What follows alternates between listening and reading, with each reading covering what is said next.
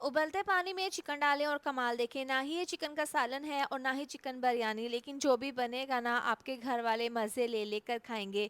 उबलते हुए पानी में चिकन डाल देंगे, साथ ही खड़े मसाले, बड़ी इलायची, दालचीनी का टुकड़ा है, लौंग डालने के बाद इसमें नमक डाल देंगे, पिसी हुई लाल मिर्च, हल्दी पाउडर डालकर इसको मिक्स कर लेंगे। 15 मिनट के लिए इसको उबाल लेंगे। अब छलने में इस चिकन को छानकर ठंडा कर लेंगे। बाउल में डाल देंगे बेसन, कॉर्नफ्लोर, इमली का पल्प डाल देंगे और साथ ही इसमें हम डाल देंगे लहसुन अदरक का पेस्ट, नमक डाल देंगे, कुटी हुई लाल मिर्च, साथ ही इसमें डाल देंगे धनिया पाउडर, पिसी हुई लाल मिर्च, हल्दी पाउडर, पिसा हुआ गरम मसाला, एक एक चम्मच तमाम मसालों का डाल देंगे, सिट्रिक एसिड डाल देंगे, ऑरेंज फूड कलर डाल देंगे, अच्छे से मिक्स कर लेंगे। साथ ही आप वीडियो पर प्यारा सा कमेंट भी कर दिया करें।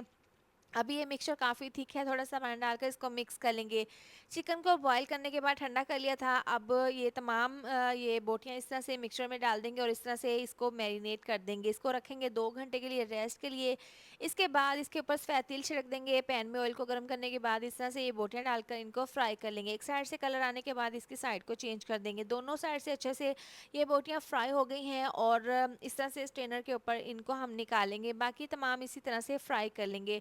मक्खन मलाई की तरह सॉफ्ट और बहुत ही ज़्यादा जूसी, जायकेदार हमारा क्रिस्पी और बहुत ही यमी सा चिकन पकोड़ा बनकर तैयार है। आप इसको रायते के साथ, चटनी के साथ या फिर केचप के साथ सर्व कर सकते हैं। यकीन करें खाने वाले उँगलियां चाटते रह जाएंगे।